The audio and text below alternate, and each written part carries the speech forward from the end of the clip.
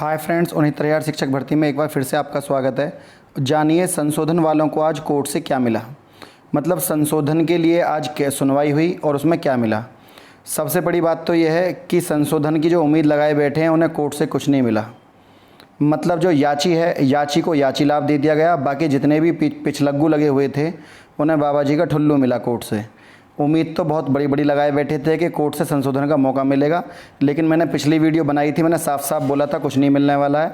और उसके संदर्भ में भी उन्हें चीज़ें समझ में नहीं आई। अब कोर्ट का ऑर्डर आ गया, अब समझ जाएंगे। जस्टिस यूलिस और जस्टिस विनीत शरण की बेंच में 2:32 से 2:40 तक हुई सुनवाई। 8 मिनट का खेल खत्म, जिसमें याची अर्चना चौहान के लिए माननीय सर्वोच्च न्यायालय ने रिलीफ ग्रांट कर दी है।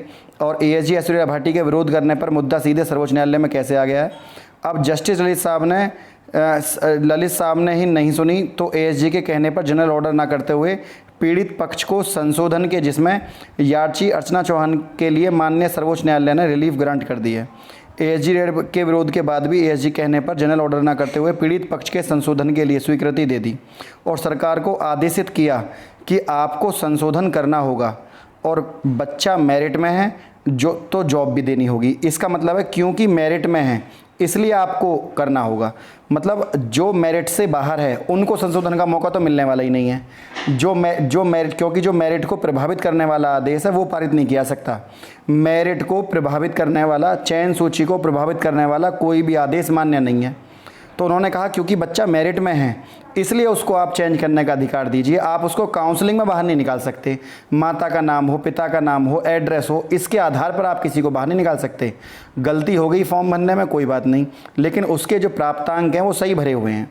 बाकी आदेश आने के पश्चात, और आदेश में यही लिखा हुआ था जो मैंने आपको बताया है, सरकार को आदेशित किया है कि आपको संशोधन करना होगा, बच्चा मेरिट में है, जॉब भी देनी होगी और ऐसा। इसके अलावा जो लाइंस लिखी हुई हैं वो मैं आपको बता दूं। Petitioner has relief upon the order the this court passed in the writ number 21117 and 2018 Satyendra Kumar Sharda and versus state of UP. तो इसमें ये लिखा हुआ है कि respectfully following the solid endeavor and the present when be protected and disposed of will the following directions in disposed of with discipline that the case petitioner had been backloaded and the counseling of the stand conducted, the respondent of 3 shall be provided in the petitioner 1 opportunity to make notification of the details filled up the online form। जो notification जो detail भरी थी online form भरते time पर, correct detail and the focus recommend the document relief in the support document filled in the online form and state opportunity to the corrections if any of the provided the petitioner which has been recorded to the form correctly today। आज से 1 month from today, आज से 1 महीने के अंदर अंदर संशोधन हो जाना चाहिए, क्योंकि पिटिशनर जो है वो चयन सूची में है और चयन सूची के अंदर जाकर वो अपने माता के नाम, पिता के नाम, रोल नंबर में बदलाव कर सकता है। और क्योंकि वो इफ़ेक्ट नहीं करता है चयन सूची को, जो आपने चयन सूची बना ली है, चयन सूची की वैसी ही रहेगी। उसके करेक्ट और अनकरेक्ट करने से चयन सूची में कोई प्रभाव नहीं पड़ता। इस आधार पर उसको मौका मिलना चाहिए। इसके अलावा बड़ी इम्पोर्टेंट बात है कि कुछ लोग इस संशोधन को जोड़कर देख रहे हैं कि सबको संशोधन का मौका मिलेगा। पहले मैं यहाँ पर बताना चाहूँगा कि किसी को कोई भी संशोधन का मौका नहीं मिलेगा। क्यों? क्योंकि उन्होंने साफ साफ कह दिया है कि पिटिशनर को मौका मिलेगा। अब हुआ क्या, हमारे प्रदेश में याची बनने की बड़ी होड़ होती है। जैसे कोई केस पड़ा, उसके नीचे पिछलग्गू लग गए बहुत सारे के, याची बन जाते हैं, तो लाभ मिला तो हमको भी मिल जाएगा। और कभी कभी लाभ मिलता भी है, इस केस में नहीं मिला तो कोई बात नहीं। लेकिन हुआ क्या, 59 लोग अर्चना चौहान के पीछे लग गए कि हमको भी लाभ मिलेगा संशोधन का। तो उन्होंने, जो जस्टिस यूलिस सर ने कहा है, केवल याची को लाभ दिया जाए, अर्चना चौहान को। मतलब यहाँ पर केवल याची अर्चना चौहान को लाभ दिया जाएगा और किसी को नहीं।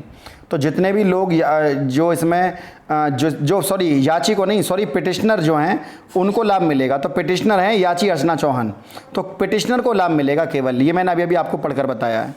अब इस मुद्दे को कोई इस तरह से घुमाए कि इस मुद्दे को कोई ऐसे घुमाए कि भाई सबको संशोधन का मौका मिलेगा, तो ये गलत है। आप इस बात को समझ लीजिए, इसमें कोई बदलाव नहीं होने वाला। यदि कोई आपसे ऐसा बोल रहा है तो वो झूठ बोल रहा है। संशोधन में केवल एक ही व्यक्ति को लाभ मिला है, वो है, और वो भी चयन सूची में अंदर है। इसलिए चयन सूची के बाहर होती तो हाई कोर्ट ने पहले ही फटकार लगा के भगा दिया था। पहले आपको पता होगा एक याची थे उन्होंने। इसके अलावा टीजीटी पीजीटी की भर्ती केवीएस में आ गई हैं, टीजीटी पीजीटी और पीआरटी प्राइमरी लेवल की। और ये आपका जो है 20/8/2020 प्राप्त हुआ है। और डिटेल इसकी जल्दी ही आपसे फॉर्म ऑनलाइन होने वाले हैं।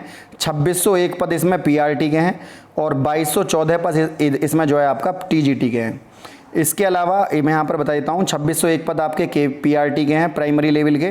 प्राइमरी लेवल में केवल डीएलएड और बीएड वाले अप्लाई कर सकते हैं। डीएलएड और बीएड वाले अप्लाई कर सकते हैं। और इसके अलावा अन्य कोई शैक्षिक बीएड के इक्वल हो तो वो भी अप्लाई कर सकते हैं। और जो टीजीटी के लिए आप अप्लाई करेंगे, इसमें 2214 जगह हैं। और इसके लिए जो अप्लाई करेंगे, इसमें भी आपको ग्रेजुएशन में 55% चाहिए। इसकी जो एज होती है वो लास्ट 30 साल है, और 30 साल और ऐसे जो आरक्षण होता है उसके हिसाब से जोड़ लीजिए 33 और 35 साल ओबीसी और एससी के लिए।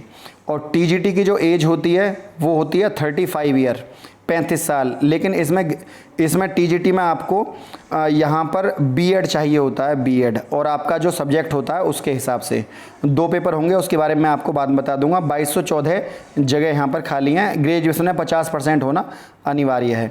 पीजीटी में पोस्ट ग्रेजुएट होना ज़रूरी है और 50% अंकों के साथ पीजी होना ज़रूरी है। आपके लिए यहाँ टेट सीटेट और बीएड, यहाँ बीएड प्लस पोस्ट ग्रेजुएट होना अनिवार्य है। यूपी में पीजीटी की जगह निकलती हैं, वहाँ बीएड होना ज़रूरी नहीं है। लेकिन केवीएस में पीजीटी का फॉर्म भरा जाता है, वहाँ बीएड होना अनिवार्य है। और 1109 जगह इसकी हैं। तो ये वैकेंसी अभी जल्दी आने वाली है, मैंने आपको बता दिया। 2601, 2214, 1109। तैयारी आप अपने सब्जेक्ट के हिसाब से शुरू कर सकते हैं। तो ये पद जो हैं जल्दी ही यहाँ पर वैकेंसी निकलने वाली हैं। और कभी भी फेक चीज़ों पर ध्यान ना दिया करें आप। कोर्ट के जो ऑर्डर हैं केवल उन पर ध्यान दिया करें। मैंने आपको वाकायदा यहाँ कोर्ट के ऑर्डर के साथ हाजिर हुआ हूँ, जो कोर्ट का ऑर्डर आया है। कभी असत्य चीज़ों को लेकर मैं हाजिर नहीं होता। और कभी कभी कोर्ट के ऑर्डर पढ़ने में नहीं आते हैं तो बड़ा ध्यान लगाकर उनको पढ़ना पड़ता है, टेढ़े मेढ़े से होते हैं तो बड़ा, क्योंकि ये तो थोड़ा टेढ़ा पन्ना खिंचा हुआ है, सीधा पिक होता है तो पढ़ने में आसानी होती है। लेकिन यदि मैं कोई चीज़ बिना सबूत के भी दिखाऊं तो उसको सत्यता की खरी चीज़ों पर वो उतरता है, आज नहीं तो कल, भले ही उसको कोई ना माने। फ्रेंड, यदि वीडियो आपको अच्छी लगी तो वीडियो को लाइक शेयर, चैनल को सब्सक्राइब करना ना भूलें। आज के लिए इतना ही। जय हिंद, जय भारत।